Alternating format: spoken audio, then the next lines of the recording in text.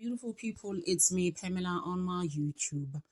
Cho, no, what's the T? Siyahlazia. You know, Brigadier Geninda and his entourage will rot in jail for what they've done. Kabang Ntanzi was home that weekend of Senzo May was unaliving.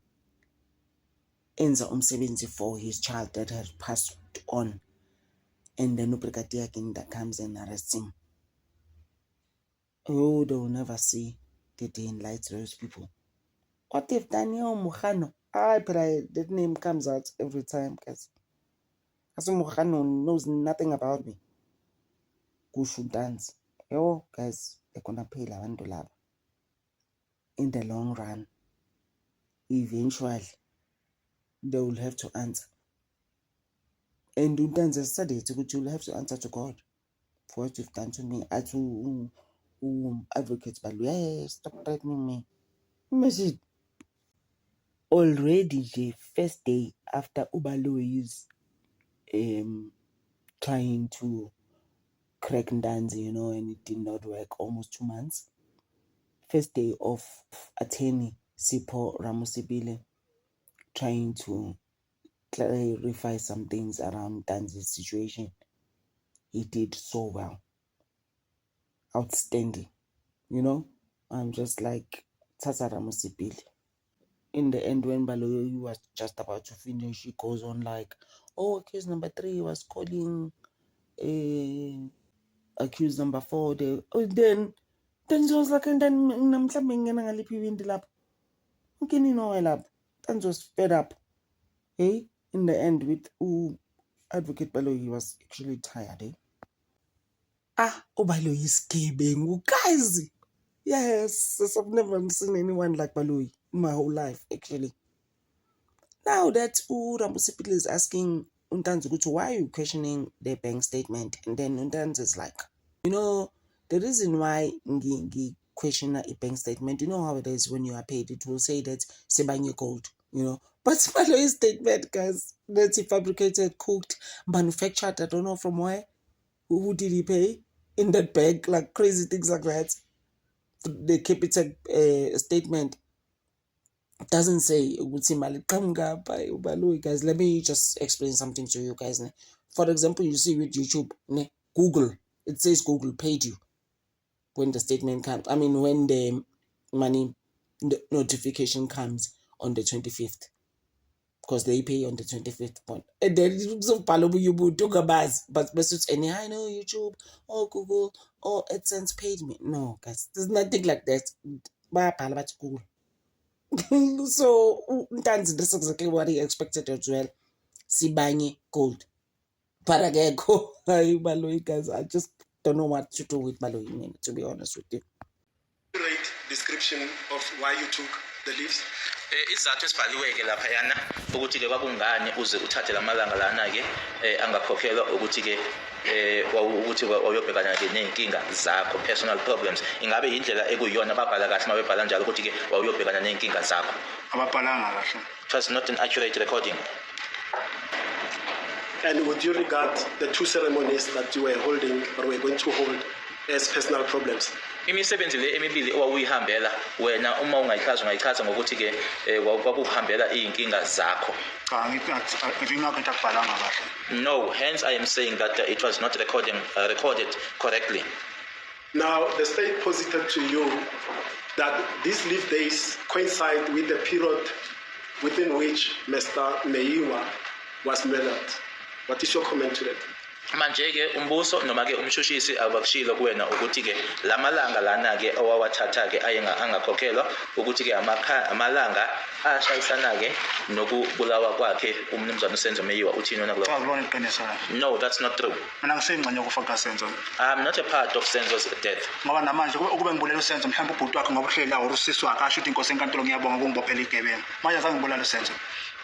If I had killed Senzo, his brother, okay.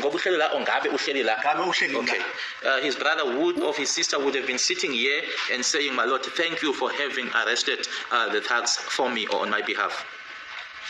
Now, from the proposition by the state that these days coincided with the death or the murder of Mr. Senzo Meyiwa. The question to you, Mr. Ntanzi, is did you take this leave to participate in the killing of Mr.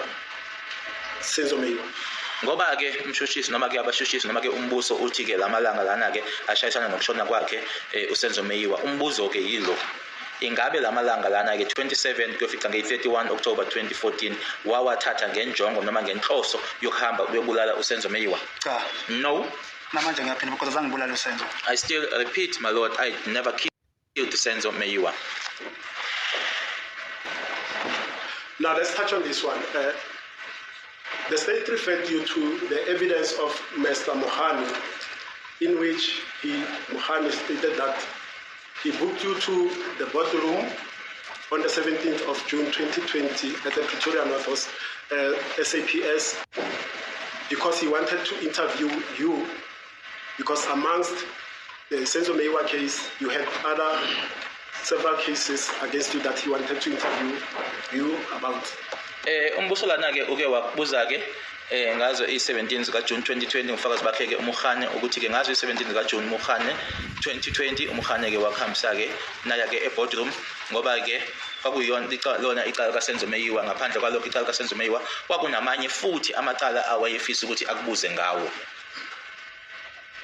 We'll come to those cases, but the issue that I want to raise is that when Mohane asked you about your whereabouts on the 26th of October 2014, he states that you told him that you were at work, meaning that you were on duty on the 26th of October 2014. Siyeza ke noma sizobuyela ke kulawo macala lawo, kodwa ke uSergeant Mohane ke kubufakazi bakhe abethula la enkantolo watshela inkantolo ukuthi ke ngesikhathi kubuza ukuthi wawukuphi nendawo nge-26 ka-October 2014, impendulo yakho kuyena yathi wawusemsebenzini. Akulona iqiniso lenkosi enkantolo. That's not true, my lord. Akuqala nje azange ngikhulume noMohane e-boardroom. Firstly, I never spoke to Mohane in the boardroom. Ngikhuluma noGininda e-boardroom. In the boardroom I was speaking to Gininda Namapena. as well as Mapena. Mohane azange ngikhulume naye. I never spoke to Mohane. That's not true at all. And when you were asked this question about your whereabouts in the boardroom, what was your response? Your whereabouts on the 26th of October 2014 in particular? Uma wena wawubuzwa e-boardroom ubuza ukuthi wawukephi nendawo nge-26 ka-October 2014, wathini wena uphendula? Nkosi enkantolo ngathi mina ngisakhumbule. Makodwa ngoba ngumuntu osebenza mangingekho emsebenzini ngisuke ngisekhaya. My lord, I said that I could not recall. I then said because I am a gainfully employed person. If I am not at work, then I am home. Ngoba mina nkosi enkantolo sasiyibanga e-boardroom babethi bona mina ngisebenza. Ngusomabhizinisi wamateksi. Mina nginangisho iteksi eyodwa. Because what we were arguing about in the boardroom, my lord, they were claiming that or alleging that I was unemployed and that I was in the taxi business or industry. I then said that I don't even own a single taxi. Nale ndawo bengibuza ukuthi bethi ngihlala eFosolwazi. iFosolwazi nginekhombe mina. Even the place that they were claiming that I was staying in, I said, being Fosterers, I then said I won't even be able to point out Fosterers. And has your answer throughout these proceedings changed regarding your whereabouts, that you stated that either you were at home or at work? Has it changed throughout these proceedings? Manje ke ngokuqulwa kwalo icala leli ingabe ke lempendulo oyishoyo ukuthi iyona wabanikeza yona ukuthi ngoba umuntu osebenzayo uma ungekho emsebenzini osekhaya manje ngesikhathi ke kuqulwa icala sukela laqala icala ingaba ike yashintsha impendulo yakho le oyishoyo? Mina akaze ngishitshe yibo. I have never changed it. They are the ones who changed it. Okay, let's talk about in brief, Mr. Ntanzi, about Exhibit DD1, that is the Capitec bank statement of your account. Asikhulume nje kafishane ke nge-Exhibit DD1 ekuyistatement sakho ke sakwa Capitec. Now you have put in issue the reliability of that statement, and you stated in response to His Lordship's questions that are you disputing the Section 236 statement? You said you do, and you gave the reasons why you are disputing that statement, correct? Ngesikhathi ke ubuzwa imibuzo yona ke inkantolo ngokuthi ke ingabe uyasiphikisa yini leya bank statement yase Capitec, washo ke wena ukuthi ngempela uyasiphikisa, washo nezizathu futhi ukuthi kungani usho kanjalo. Yeah. Yes. Can you please, for clarity's sake, restate the reasons why you dispute the accuracy and correctness of that statement?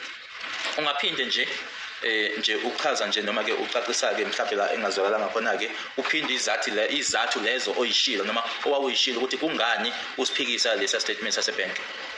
Okokuqala kwasenkantolo inamba. Firstly, my lord, it's the number.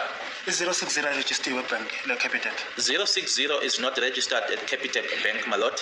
Uphinde kube imali lezi eyibhadala lapha ayibhala ukuthi imali iphuma kuphi. As well as the amounts that are reflected there, my lord, they do not indicate as to where they come from. Njengemali zamabonus imali epheyile bengihola mina ibibhala ukuthi sibanye gold ibibhala ima report efana kodwa lapho kwi statement ayiveze next. As just for an example, my salary or my pay, my lord, it would indicate as well as my bonus, like in Sibanye, but in the bank statement itself, it doesn't indicate. And what else, Mr. Ntanzi, that are you disputing?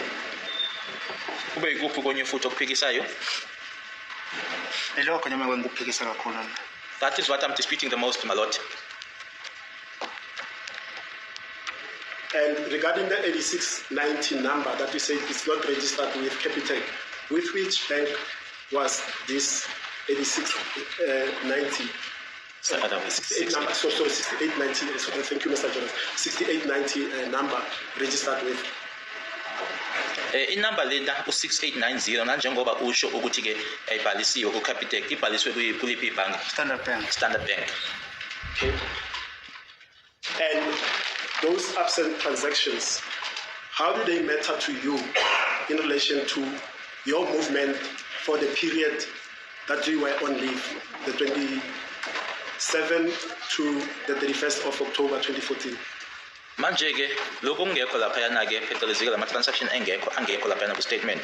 Manje ke anamthelela muni ke wokuthi ke wawukuphi wawuhamba kuphi noma wawukephi nendawo nge27 kuze kuyoshaya i31 October 2014. Kimi nginomthelela omkhulu okhomba khona ukuthi lento lapha mbo kodwa ngithi nje bayikhandile bayiphekile okokuqala ngine number mina ayithole ebank abayithole ebank abaphenyi beka. It does have an effect, my lord, it does have an effect, my lord, in the sense that there's a particular number, my lord, that they found at the bank that is now the investigators of the matter.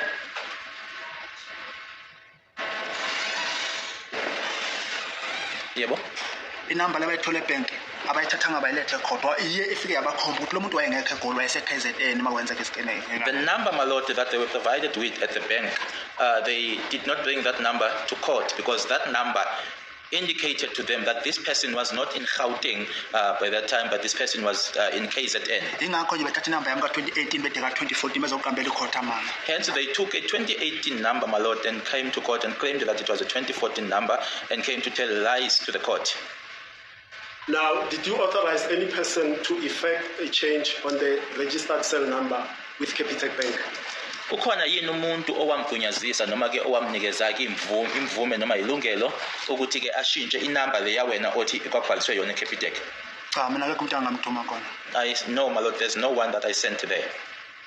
Do you know who made or effected that change of the KYC, the know your client, your contact information with Capitec Bank?